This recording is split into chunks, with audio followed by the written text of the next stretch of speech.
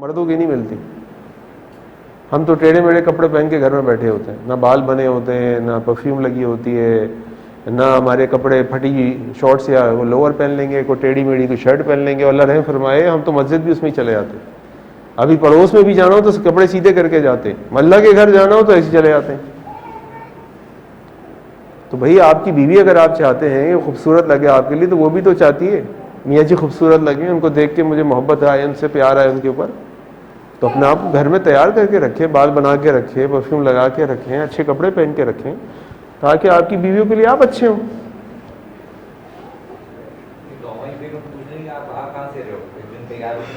نہیں, آپ ہر روز باہر سے تیار ہو کے نہ آئے نا, آپ گھر سے تیار ہو کے جائیں. آپ باہر سے تیار ہو کے کیوں آ رہے ہیں؟ پھر تو یہی کہیں گی ہوگی کپڑے کہاں رکھے ہوئے.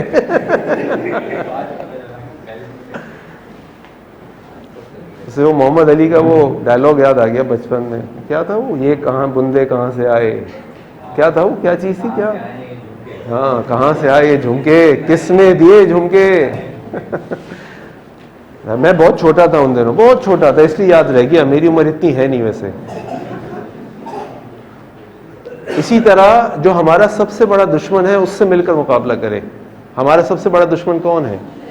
شیطان. وہ چاہے گا کہ آپ کے درمیان غلط فہمی پیدا ہو, وہ چاہے گا آپ لڑیں, وہ چاہے گا آپ کے اندر انا فخر میں پیدا ہو کہ میں کیوں اس کی بات سنوں. اور اللہ کے نبی صلی اللہ علیہ وسلم کے گھر میں آپ جائیں گے نا, آپ دیکھیں گے اللہ کے نبی صلی اللہ علیہ وسلم کتنی برداشت کرتے تھے. اللہ کے نبی صلی اللہ علیہ وسلم ایک دو اپنے صحابہ کے ساتھ بیٹھے ہوئے گھر میں, جس بیوی کے گھر میں آپ بیٹھے ہیں آج ان کی ٹرن ہے. دوسری بیوی نے اللہ کے نبی صلی اللہ علیہ وسلم کے لیے ایک پیالے میں غلام کے ہاتھوں کو کھانا بھیج دیا کہ آپ کھائیں. جس کی ٹرن ہے وہ ان بیوی کو غیرت آگے میں کہا آج تو میری ٹرن ہے خدمت کی, انہوں نے کیوں بھیج دیا. وہ آگے بڑھی, انہوں نے غلام کے ہاتھوں سے برتن لیا, اٹھا کے پھینک دیا. اب آپ تصور کریں اگر یہ ہمارے گھر میں ہو تو ہم ہمارے کیا کریں گے یہ بدماش. اور اللہ کے نبی کیا فرما رہے ہیں, آپ آگے بڑھے, آپ نے برتن کھانا سمیٹ رہے اور فرما رہے ہیں غارت امکم, غارت امکم, تمہاری ماں کو غیرت آ گئی, تمہاری ماں کو غیرت, ختم ختم.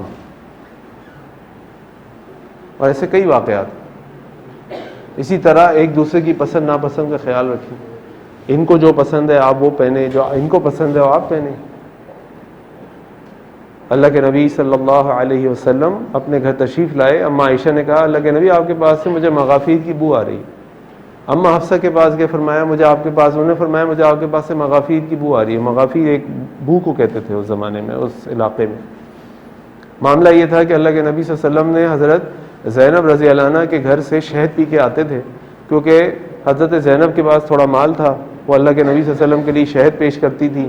ان دونوں خواتین کے پاس نہیں تھا. یہ کہتی تھی بھائی ہمارے تو نمبر ہی نہیں بڑھتے, سارے نمبر وہ لے جاتی ہے. انہوں نے کہا چلو پلاننگ کرتے ہیں, اس طرح اللہ کے نبی کو کہیں گے بدبو آ رہی ہے.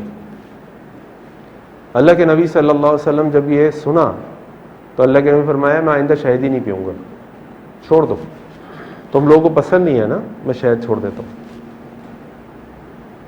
تو اب ہماری بیویوں کو اگر کوئی خاص کلر پسند نہ ہو, خاص سٹائل کے کپڑے پسند نہ ہو, کہ نہیں پہنے آپ کو, مجھے اچھے نہیں لگتے آپ, ہمیں کیا کرنا چاہیے؟ چھوڑ دیں گے بیوی کو, کپڑوں کو. اللہ کے نبی صلی اللہ علیہ وسلم نے شہد چھوڑ دیا. اللہ تعالیٰ نے سورہ تحریم اتاری. اللہ تعالیٰ نے فرمایا یا ایھا النبی, اے نبی, لا تحرموا ما احل اللہ لک, تم اس چیز کو حرام کر لیتے ہو اپنے پر جو اللہ نے حلال کی. تب تغی مردات ازواجک, اپنی بیویوں کو خوش کرنے کے لیے. مطلب یہ نہیں کہ بیوی کو خوش نہ کرو, یہ کہ بھائی شریعت ہے, تم لوگوں کے لیے شارع ہو, تم اسوہ حسنہ ہو, تم شریعت کے بارے میں بتاتے ہو. تم چھوڑ دو گے تو امت چھوڑ دے گی, جبکہ میں نے تو اس کے اندر شفا رکھی ہے.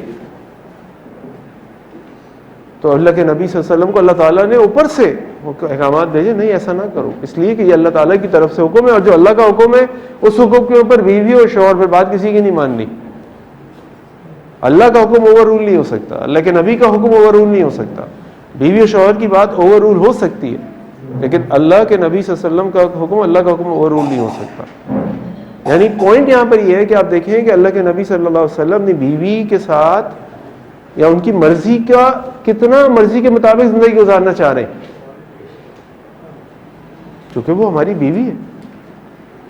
اور اپنی اس ریلیشن شپ کی بات کو ختم کرتا ہوں اس آیت کے ساتھ. قرآن کریم میں اللہ تعالیٰ نے فرمایا ہن لباس لکم وانتم لباس لہن. لباس ہمارے لیے کیا فنکشنز پلے کرتا ہے؟ لباس ہمیں کیا بینیفٹس دیتا ہے؟ جی، جسم چھپاتا ہے، ہائیڈنگ،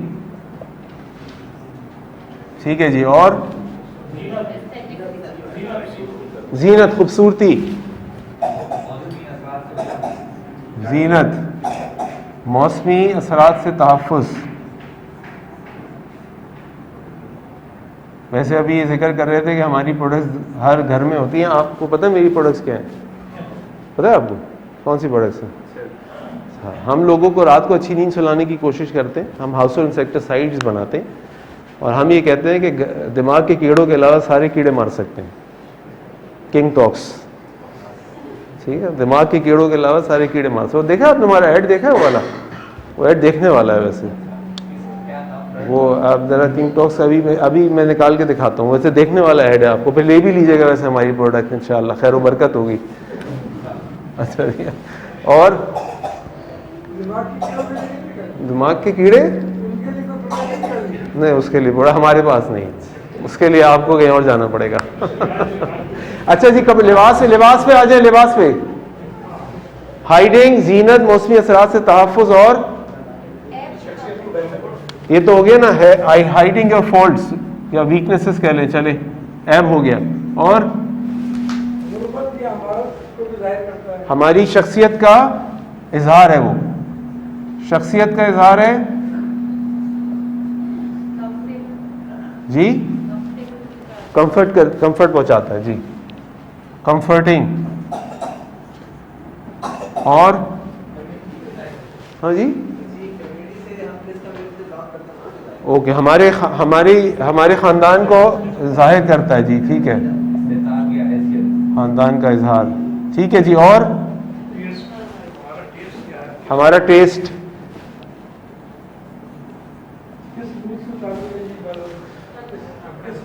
چلیے وہ اس میں آ گیا، خاندان میں آ گیا، شخصیت میں آ گیا. اور بتائیے، کانفیڈنس دیتا ہے ہمیں. جب آپ اچھے کپڑے پہنتے ہیں، اپنے پسند کے پہنتے ہیں، تو یو فیل کانفیڈنٹ.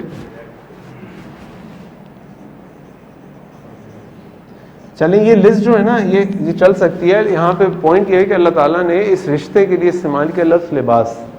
ہن، وہ عورتیں، لباس لکم، تمہارے لیے لباس ہے. وانتم، اور تم، لباس لہن، تم ان کے لیے لباس ہو.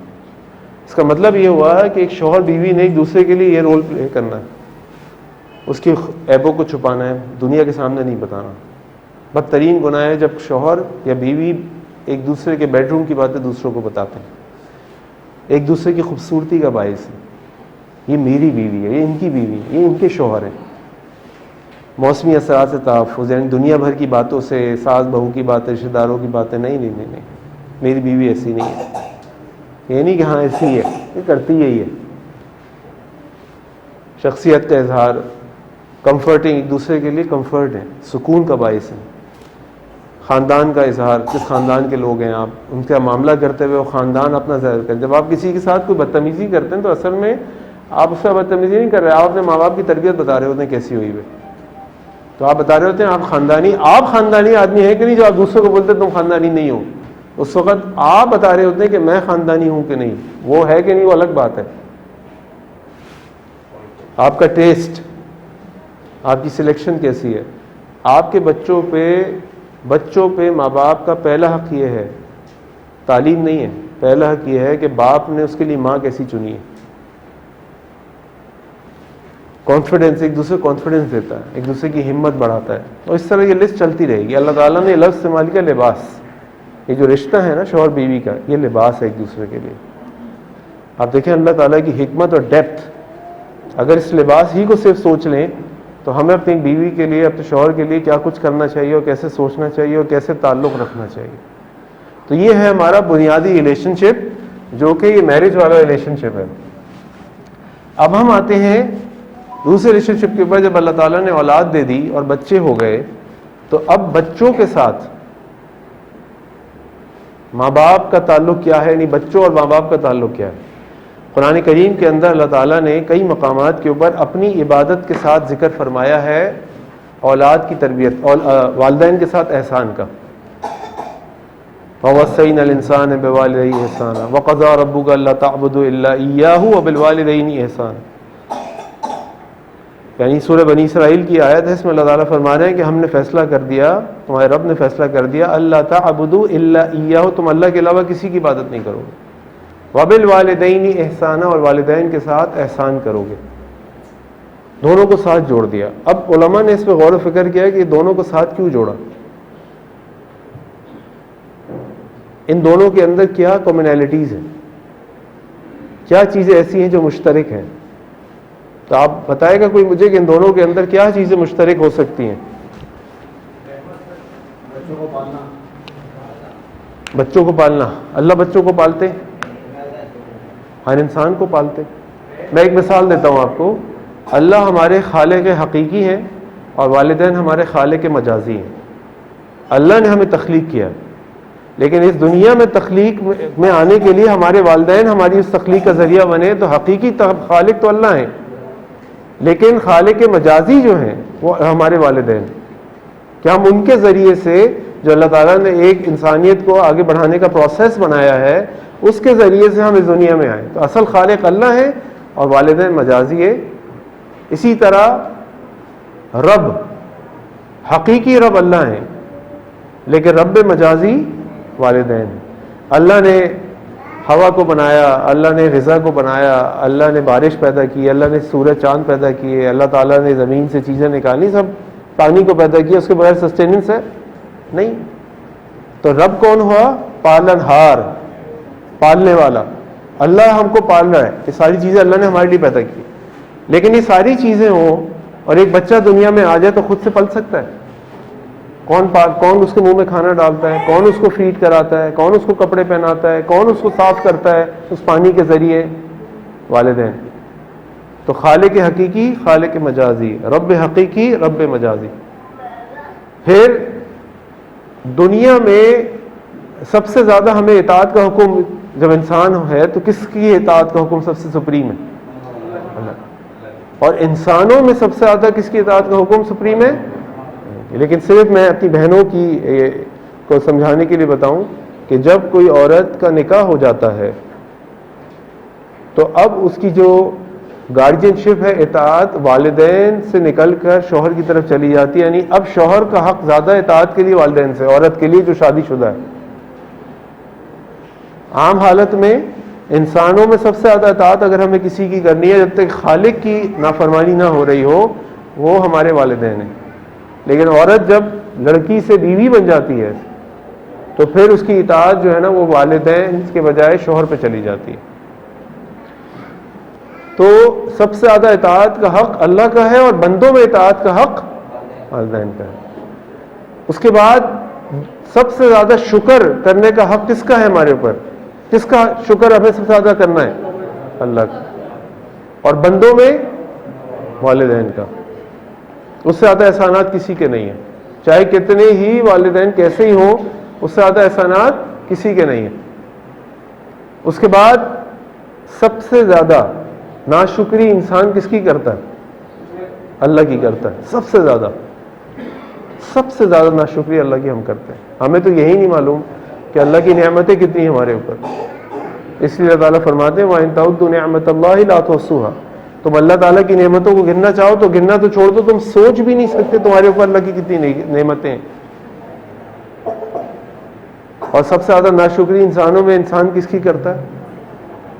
اپنے والدین کی. ان کے احسانات بھی ادا نہیں کر سکتے، ادا کر ہی نہیں سکتے. سمپل. صرف باپ کا حق ادا ہو سکتا ہے، وہ بھی ایک صورت میں اللہ کے نبی فرمائے وسلم کہ تم اپنے باپ کو غلامی کی حالت میں پاؤ اور اپنا مال خرچ کر کے اس کو آزاد کرا دو، تم نے باپ کا حق ادا کر دیا. ماں کا تو ادا ہو ہی نہیں سکتا. لیکن سب سے زیادہ ناشکری اب ماں باپ کی کرتے ہیں، سب سے زیادہ. اللہ تعالیٰ فرما رہے ہیں وَقَضَىٰ رَبُّكَ أَلَّا تَعْبُدُوا إِلَّا إِيَّاهُ وَبِالْوَالِدَيْنِ إِحْسَانًا، اس لیے میں نے آپ کے سامنے رکھی کیونکہ اللہ تعالیٰ نے ایک مقام پر نہیں کئی مقام پر اپنی عبادت یا اپنی توحید کے ساتھ والدین کے حق اور احسان کو ذکر کیا. تو کوئی نہ کوئی وجہ ہوگی جو اللہ تعالیٰ ساتھ جوڑ رہے ہیں. علماء نے اس پہ غور کیا اور بھی کئی نقطے نکالے، میں نے آپ کے سامنے کچھ رکھے. اس کے بعد آگے اللہ تعالیٰ فرما رہے ہیں وَبِالْوَالِدَيْنِ إِحْسَانًا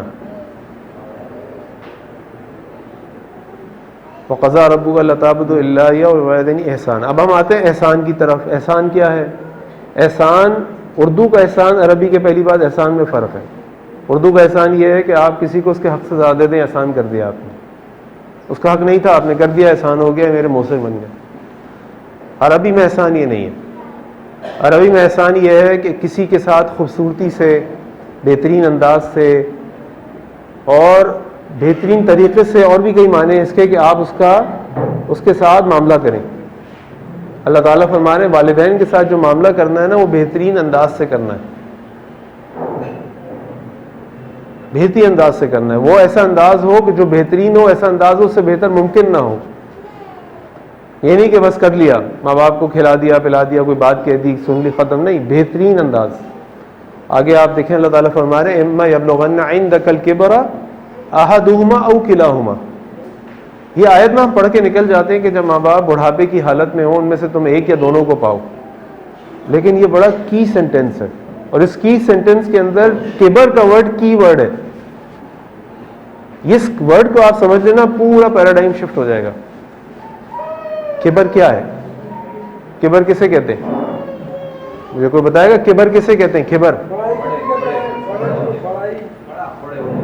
یہاں پر بڑھاپے کو نا، یہ بڑھاپا وہ بڑھاپا نہیں ہے جو آج میرے اوپر ہے یا ڈاکٹر شمس صاحب کے اوپر ہے. یہ وہ بڑھاپا نہیں ہے. الحمدللہ یہ چل رہے ہیں، پھر رہے ہیں، ایکٹیو آدمی ہیں، لوگوں سے بات کرتے ہیں، کلینک کرتے ہیں. یہ ماشاءاللہ اتنا بڑا انیشیٹو اٹھا لیا. آج اگر ان کے بیٹے کہتے تھے کہ میں صبح نہیں آ رہا تو یہ پریشان نہیں ہوں گے. بیٹا کوئی بات نہیں، چلو میں کر لیتا ہوں.